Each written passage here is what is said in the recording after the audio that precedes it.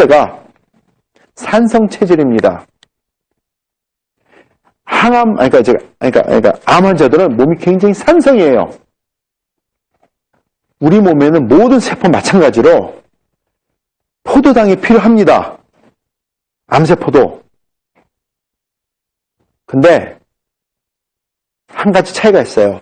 우리 몸에 있는 건강한 세포들은 포도당, 그러니까 음식 먹으면 포도당이 소화돼가지고 간에서 포도당이 나온다고 했잖아요.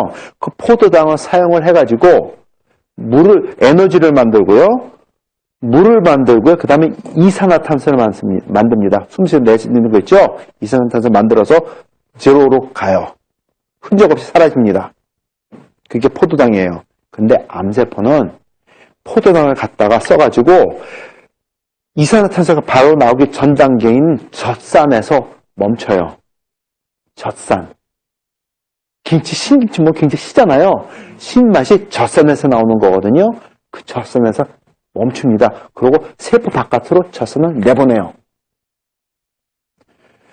젖산이 나오면서 몸 그 근처가 산성화되면은 정상세포는 작동을 못해요. 경직돼 버립니다. 그러면 포도당을 갖다가 쓰지를 못해요. 운동을 많이 하면 근육이 아파요. 그죠? 근육이 아픕니다. 그 이유는 젖산이 근육에 박혀 있어가지고 고통을 주기 때문에 아픈 거예요. 암 환자가 행동이 굉장히 싫어합니다. 몸이 불편하고 조금 움직이다 아파가지고. 그거는 암세포들이 젖산을 뿜어가지고 그거 몸의 세포들 운동하지 못하도록 경직시키기 때문에 그러는 거예요. 경직시키는 이유가 있거든요. 네, 그건 있고 다음 거고.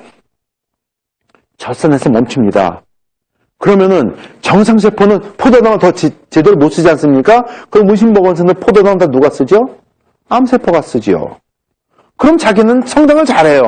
그리고 젖산을 더 많이 내보내요. 그러면 정상세포는 점점 더 작동 못합니다. 그럼 결국은 암 환자는 먹기만 하다가 암세포만 키우다가 죽는 거예요. 근데 그거의 주요 원인이 설탕이고 탄수화물이고 밀가루예요. 그래서 암 발병률과 설탕 섭취율이 그래프가 같습니다. 거기에 췌장도 포함이 돼요. 얘가 무시무시한 거예요. 그 다음에 유산소 좋아합니다. 암 환자도 운동하는 거 정말 싫어합니다. 몸이 아프기 때문에. 그리고 몸이 아프도록 또 암세포가 만들어져요. 뭐냐 하면 암세포가 살아나기 위해서도 산소가 필요합니다. 정상세포도 산소가 필요해서 살아요. 살아있는 생명체이기 때문에 암세포도 산소가 있어야지만 삽니다. 근데 암세포가 쓰는 산소는 포도당에서 갖다가 쓰는 산소지 우리가 들이마시는 산소가 아니에요. 그래서 암세포는 우리가 숨을 쉬지 않습니까? 그러면은 성장을 못해요. 그렇기 때문에 유산소 운동하지 못하도록 몸을 경직시켜버려요. 조금 움직여도 아프게 만들고, 핑계가 거리를 만들어져가지고 움직이지 않게 만들어줍니다. 그게 암세포가 하는 거예요. 그 다음에 고당분의 식사를 하게 합니다. 당연히 설탕은 들어가겠지만, 탄수화물 밀가루에다가 또 단 과일도 거기 들어갑니다. 아까 암 환자 말씀드렸죠? 그 사람은 이것도 괜찮고 이거 다 괜찮아요. 여기서 무너진 분이에요. 저거예요. 딴 거 아닙니다. 이렇게 하게 되면 면역 기능이 저하가 되는데 거기에 설탕, 화학조미료, 인공 감미료 다 들어갑니다. 자, 햄버거에다가 콜라 한 잔 마시지 않습니까? 그럼 우리 면역 기관에 60%가 4시간 동안 셧다운을 합니다. 잘 들으세요? 우리 몸에는 면역 기관이 60%가 4시간 동안 셧다운을 해요. 그럼 4시간 동안 어떤 일이 일어나겠습니까? 엄청난 피에스타죠. 암세포들이나 병균한테는. 자, 영화 감독이 있습니다.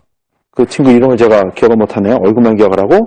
뭘 하냐면 슈퍼 사이즈 미라는 영화 들어보셨어요? 슈퍼 사이즈 미. 뭐냐 하면은 헐리우드 감독이 인스턴트 패스트푸드에 대한 문제를 세상 사람들 알리기 위해서 자기 스스로를 주연으로 쓰고 아침, 점심, 저녁 햄버거를 먹었어요. 콜라에다가.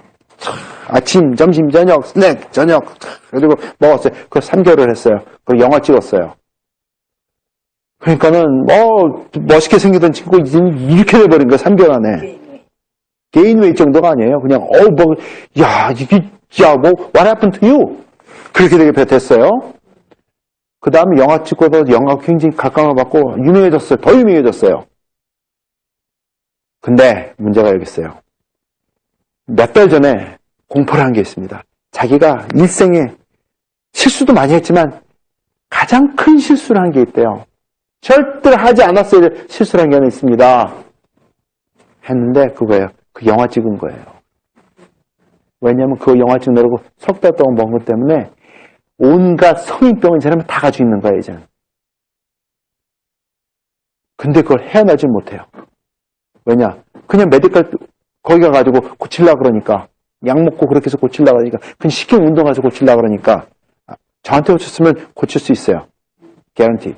근데 모르니까 할 수 없어요. 그때는 그 친구 고생하는 걸 써먹을 수 있죠. 자기가 한 날이 있으니까 써먹습니다. 근데 그거 아니에요. 콜라, 설탕, 화학조미료, 인공감미료 다 들어있지 않습니까? 그거 아니에요. 근데 그 친구 그거 했어요. 스투피드. 자, 그럼 이렇게 되면 암세포가 성장합니다. 암 환자가 죽기 전에는 몸이 굉장히 산성으로 변해요. 산도가 올라가게 되면은 어느 순간에 간이 작동을 못합니다. 그리고 콩팥이 작동을 멈춥니다. 그러면은 몸이 까맣게 변해요. 그러면은 베이킹소다를 물에 타가지고 주사를 합니다. 몇 분 더 살게 하기 위해서. 그렇게 하면 죽는 거거든요. 몇 분 더 살게 하기 위해서 그런 사람 앞에 놓고 손잡고 안타까워하면서 해보세요. 얼마나 처절해지는지. 이거는 보는 앞에서 사람이 죽어요. 1초 변한 게 보여요. 오 마이 갓. 손잡고 같이 지켜보고 있어요.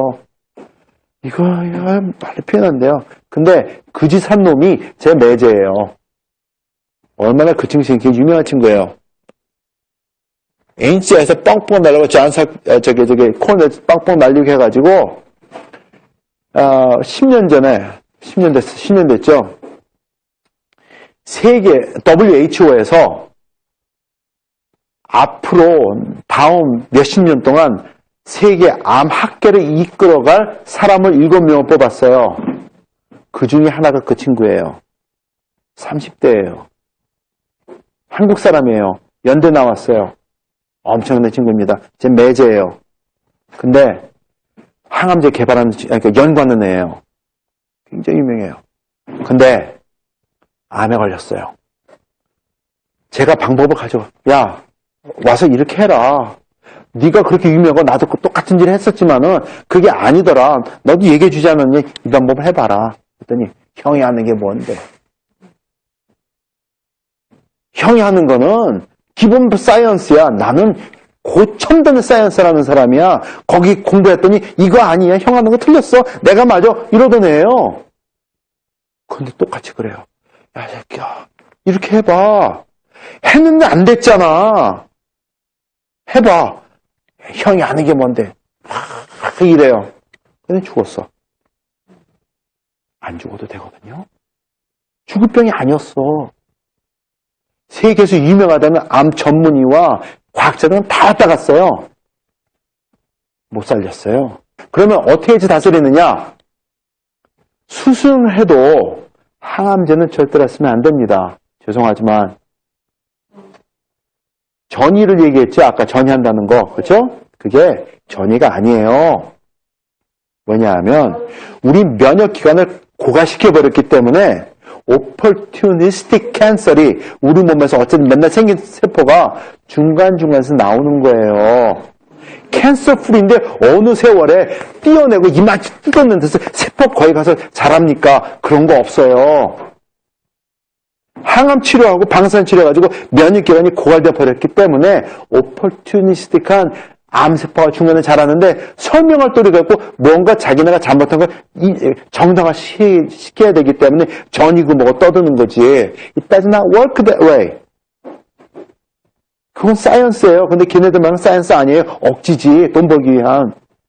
의사들은 째야지 돈 벌고 약 처방해야지 돈 법니다. I don't care. 그게 화나요.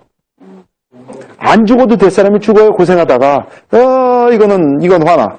그래서 해야 되는 게 이거예요. 암세포가 싫어하는 환경을 만들어야 됩니다.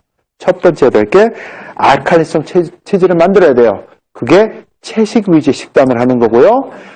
버섯 많이 먹어야 되고요. 그 다음에 시즘 클로레 솔루션이라는 게 있습니다. 이거는 의학계에서는 인정을 안 해줘요. 근데 엄청 잘 들어요. 이런 거 하셔야지 돼요. 근데 어떻게 하느냐 그거는 이제 제가 가르쳐드려요. 근데 한국 사람 참 이상해. 안 걸렸다가 이제 항암 치료 들어가고 수술하고 가잖아요. 그러면 순간적으로 그때부터 채식주의자가 돼요. That's just stupid. stupid이에요. 항암 치료 들어가면 고기 먹어야 돼요. 기력이 폐쇄하면은 항암 치료하면서 못 싸웁니다. 집니다. 굉장히 많이 돌아가세요. 한국 분들. 이거 아니에요. 아니, 정이 약해지는 딴 거 아닙니다. 면역기관 죽어서 그래요. 고기랑 상관 있는 거 아니에요. 자, 이건 말이 안 돼요. 고기 드셔야지 돼요. 항암 치료하기 시작했으면 많이 잘 드셔야지 돼요. 그것도 기름 쪽쪽 빼고 좋게. 기름기는 빼고. 단백질이 중요하니까. 항암 치료하는 동안은. 근데 제일 좋은 건 안 하는 게 최고고. 자, 그 다음에 왜냐하면 몸이 알칼리로 변하면은 암세포는 성장을 할 수가 없습니다. 정지를 해요. 그래서 이제 그 방법을 제가 가르쳐드려요. 어떻게 해야 되는지 방법이 있습니다. 그걸 설명하려면 또 1시간 해야 되니까. 그 다음에 유산소 운동을 해야 돼요. 그게 아까 가르쳐드린 거예요. 암 환자들한테 막 달리기 하라고 그거 안 됩니다. 죽습니다. 근데 심호흡하는 운동을 하면서 걷는 것부터 시작하는 거예요. 근데 그게 암 환자들만 주는 게 아니고 여러 가지 도움인데 이래요. 어느 날 또 전화가 왔어요. 한국에서 폐렴 환자예요. 박사님 도와주세요. 말도 못해요. 안타까워. 어떻게 도와드릴까요? 예, 제가 지금 폐렴 환자인데 병원에서도 이제 오지 말라고 그럽니다. 그래요. 에이? 병원에 오지 말라고 그랬다가 말기니까 죽으라는 소리 아닙니까? 어떻게 사시는데요? 그래도 생각이 안 떠오릅니다. 이런 분은 어떻게 도와드려? 또 옆에 있는 분도 아니고 봐줄 수도 없고 사정을 듣다 그러면은 그래서 운동을 하셔야 되는데요. 제가 보내드릴 수 있는 저거 염증 다스리는 알파C라는 것밖에 없습니다. 원거리에서 봐줄 수 없으니까 운동을 하실 수 있습니까? 제가 운동하라 그랬더니 그래요. 저 밖에 못 나갑니다. 그래요. 누가 운동하러 밖에 나가야 된다 그랬나? 사람들이 생각하는 게 그래요. 밖에 나가야 운동이 아닙니다. 그래서 그러면은 움직이고 화장실 어떻게 가시는데요? 누가 옆에 있으면 사람이 도와주서 가고요. 도와줄 사람 없으면 제가 벽 잡고 이렇게 기대가지고 화장실 쓰고 있습니다. 그 다음에 거의 대부분 시간이 누워있고 기침만 합니다. 오케이. 누가 밖에 나가서 운동하라 했나요? 운동하십시오. 가르쳐 드릴게요.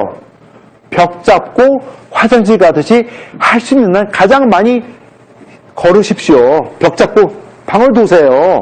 근데 조건이 있습니다. 한 발 한 발 뛸 때마다 심호흡을 해야 됩니다. 큰 소리로 해야 됩니다. 했더니 그러면 살까요? 저거 좀 보내주세요. 보내드리고 저거 아침 저녁 두 알씩 먹으면서 그래서 음식 잘 못 먹는데요. 그래가지고 음식에 뿌려가지고 드십시오. 어쨌든 몸에 염증을 가라앉혀야 되니까 원인 해명해야 되니까 하신 거예요. 그거 드시면서 심호흡 운동하십시오. 알겠습니다. 2달 후에 전화가 와요. 박사님 목소리가 달라요. 못 알아봤어요. 예, 어떻게 도와드릴까? 예, 제가 그 사람입니다. 감사합니다. 그래요. 예, 어떻게 됐는데요? 괜찮으세요? 제가 요즘에 바깥에 나가서 걷기 운동을 합니다. 그리고 며칠 전에는 제가 걸어서 병원까지 계단까지 올라갔다 내려왔습니다. 의사가 말하기를 이거는 기적이라고 합니다. 박사님 감사합니다. 그게 전화였어요. 오 마이 갓. 됩니다. 죽을 사람 살아요. 그분이 한 것처럼 알파실 시킨 대로 드셨고 그 다음에 호흡방귀 할 거 없어요. 제가 호흡방귀 해드릴 게 없었기 때문에 암 환자는 아니죠. 폐렴 환자였어요. 살았어요. 쉬운 것 같아도 실천에 옮겨야지만 혜택을 봅니다. 유산소 운동, 그게 중요합니다. 그 다음에 저당분 식사를 하셔야지 돼요. 흰쌀밥, 국수빵, 단과일은 무조건 피하셔야 되고요. 그 다음에 현미밥, 그 다음 채식 위주의 식단을 해야 되는데 야채에도 당분이 있습니다. 설탕을 안 써도 꼭꼭 씹으면 우리 몸속에는 에밀레이즈라는 그 효소가 침에서 나와가지고 단맛을 나게 만들어줍니다. 브로콜리도 씹으면은 달아요. 샐러리도 꼭꼭 씹으면 달아요. 그 맛을 즐길 줄을 알아야 돼요. 그거 배워야지 돼요. 그럼 현미밥을 하면은, 저는 건강해서 현미밥을 항상 먹습니다. 그래요. 어떻게 드시냐면, 현미밥 탁 해가지고 압력밥솥에 넣어서 팍팍 해가지고 먹습니다. 근데 압력솥에 한다고 다 되는 거 아니에요. 그냥 압력솥에 하게 되면은, 그거는 돈 버리는 거예요. 왜냐하면, 현미는 그냥 먹으면은 소화를 못해요. 대부분의 사람들이. 그래서 변으로 그냥 나가. 한번 현미밥 먹고 그냥 시킨 대로 먹고 한번 보세요. 어떻게 됐나. 알알 그대로 송송송 다 나오지. 아니에요. 현미밥은 발화시켜서 드셔야지 돼요. 발화 현미를 드셔야지 돼요. 그러면 마켓에서 팔거든요. 근데 비싸요. 왜 발화 현미를 사서 먹습니까? 집에서 만들어 먹지? 가르쳐 드릴게요. 요즘에는 플라스틱 용기가 많이 나옵니다. 요만식하게. 그죠? 네. 그럼 한 5개 사요. 그 다음에 거기에 한 밥 만들어 먹을 양의 현미를 집어넣고 물을 채웁니다. 한꺼번에 5개 만드는 게 아니고 몇 개를 만들어 놓고 그 다음에 약 3, 4일 동안 냉장고에 넣었다가 발화를 시켜요. 그럼 3, 4일 정도 지나면은 발화돼가지고 꼭지가 빽빽 나옵니다. 그거를, 영양제 나옵니다. 그거를 물에 씻어가지고, 그러면 이제 그 발화한 그 물까지 먹어야 되는 줄 알아요. 그거는 찌르는 게 낫고 먹는 거 아니에요. 독소가 나와서. 그건 버리고, 신선한 물에 헹궈가지고, 그거를 가지고 밥을 만들어서 드시는 거예요. 그러면은, 껍질이 부드러워지게 됐기 때문에 밥을 만들면 굉장히 쫄깃쫄깃하면 쫄깃쫄깃하지 않습니다. 약간 푸석푸석하면 비슷하면서 아주 밥이 맛있게 돼요. 고소한 맛 그대로 있으면서 소화가 다 돼요. 그렇게 드시는 거예요. 그게 현미밥 드시는 방법입니다. 괜히 그냥 압력밥솥에 그냥 1시간 하면 되는 줄 알고 그거 안 돼요. 그렇게 드시면 이거도 꼭꼭 씹지 않으면 소화를 못 해요. 그래서 발화 현미를 만들어 드시면 됩니다. 그게 방법이에요. 그 다음에 그렇게 할 때 면역 기능이 강화가 됩니다. 그럼 그때부터 암을 다스리는 길에 들어서시는 거예요. 근데 이거는 말기 환자나 초기 환자나 상관이 없습니다. 모든 사람에게 포함이 됩니다. 암 걸리고 다스리고 그 성인을 다스리는 거는 언제 무엇을 어떻게 먹었느냐가 중요합니다. 언제 무엇을 어떻게 먹었느냐. 그리고 암 환자의 상태에 따라 가지고 미식경까지 오셔야지 돼요. 그래서 제가 주는 트리트먼트 아니지만 제 동료가 주는 트리트먼트를 하나 받아야 될 것들이 있어요. 몇 가지가. 근데 그거는 뭐 약 쓰고 그러는 건 아니에요. 트리트먼트 받아야 될 게 있어요. 그러면 면역 기관을 순간적으로 굉장히 강화시켜줘요.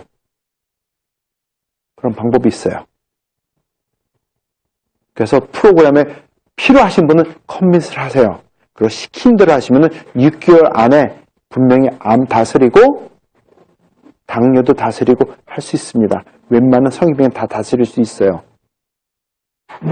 그러니까는 그거는 이제 저 뒤에는 여기 김영천 선생님한테 말씀드리면은 도와드릴 겁니다. 그러면 제가 직접 관여해가지고 여러분을 도와드릴 거예요.